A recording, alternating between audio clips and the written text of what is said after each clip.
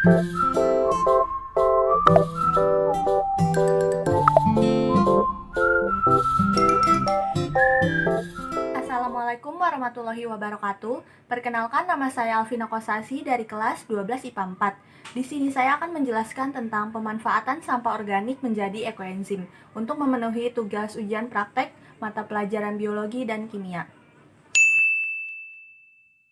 Pertama-tama, apa itu ekoenzim? Ekoenzim adalah cairan hasil fermentasi dari sampah organik yang memiliki berbagai manfaat dan dapat dibuat dengan mudah oleh siapapun. Ini merupakan hasil dari produk ekoenzim yang sudah saya buat dan sudah difermentasi selama 3 bulan.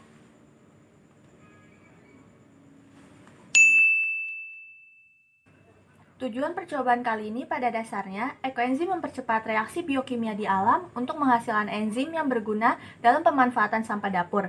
Enzim dari sampah ini adalah salah satu cara manajemen sampah yang memanfaatkan sisa-sisa dari sayur dan buah untuk menghasilkan cairan yang bermanfaat. Teknik pengubahan sampah organik menjadi ekoenzim ini juga berperan penting dalam mengurangi banyaknya sampah organik yang ada di bumi ini. Jadi, apa saja manfaat dari ekoenzim ini? Manfaat dari ekoenzim itu banyak sekali, dan salah satunya itu ekoenzim dapat digunakan sebagai disinfektan.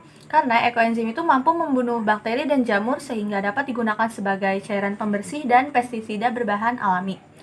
Jadi selain untuk mengurangi konsumsi produk berbahan kimia yang dapat merusak lingkungan, ekoenzim juga memiliki nilai ekonomi karena dapat menghemat pengeluaran kita untuk membeli bahan pembersih komersial karena kita dapat membuatnya sendiri di rumah. Dalam pembuatan ekoenzim ini terjadi proses respirasi. Proses respirasi adalah proses katabolisme atau penguraian suatu senyawa organik menjadi senyawa anorganik. Proses respirasi dapat berlangsung melalui dua cara, yaitu secara aerobik dan anaerobik. Pada proses respirasi aerob diperlukan oksigen yang akan menghasilkan karbon dioksida dan energi. Sedangkan dalam proses respirasi anaerob di mana oksigen kurang tersedia akan menghasilkan senyawa selain karbon dioksida seperti alkohol, asam asetat, dan sedikit energi. Jadi pengertian respirasi anaerob adalah proses respirasi yang tidak memerlukan oksigen atau O2. Contoh dari respirasi anaerob ini terjadi pada percobaan ekoenzim yang merupakan proses fermentasi yang dibantu oleh mikroorganisme seperti bakteri dan jamur. Selanjutnya ada enzim protein. Enzim protein dapat mempercepat reaksi metabolisme. Kerja enzim ini mirip dengan katalis, zat kimia yang mempercepat reaksi yang pada akhir reaksi akan diperoleh kembali dalam bentuk semula. Oleh karena itu, enzim disebut juga biokatalisator. Sifat-sifat enzim antara lain mempercepat jalan reaksi metabolisme, kerjanya khas dan spesifik, dipengaruhi oleh suhu dan pH, dan kerjanya bolak-balik. Sementara faktor-faktor yang mempengaruhi enzim yaitu temperatur, derajat keasaman atau pH, konsentrasi enzim dan substrat, serta aktivator dan inhibitor. Enzim merupakan senyawa organik yang tersusun oleh protein untuk menjalankan proses-proses biokimiawi dalam sistem hayati. Selanjutnya, kandungan di dalam ekoenzim yang saya buat terdapat golongan karbohidrat disakarida, yaitu pada gula merah yang merupakan sukrosa atau sakarosa dengan rumus C12H22O11. Sedangkan polisakarida terdapat pada buah-buahan dan sayuran yang di dalamnya terkandung selulosa atau serat dengan rumus C6H12O6N. Selanjutnya adalah bagaimana cara membuat ekoenzim.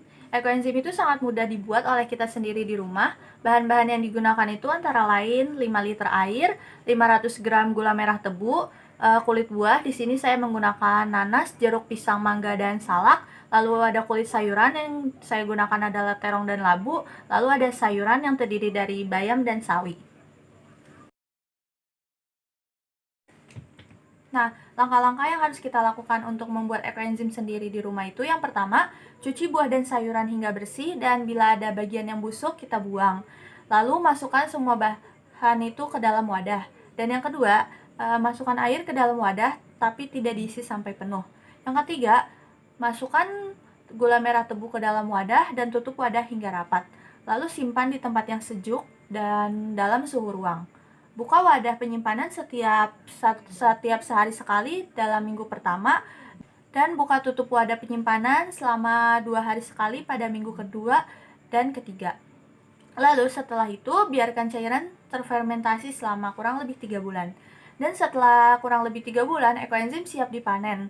Jangan lupa saat dipanen itu kita harus menyaring dahulu untuk memisahkan cairan dengan residunya. Dan yang terakhir, masukkan cairan ke dalam botol dan ekoenzim siap untuk digunakan. Hasil akhirnya adalah seperti ini jika sudah dimasukkan ke dalam botol kemasan.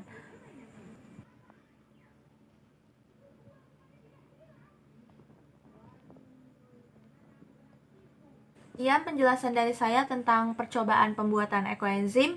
Mohon maaf apabila ada kesalahan. Wassalamualaikum warahmatullahi wabarakatuh.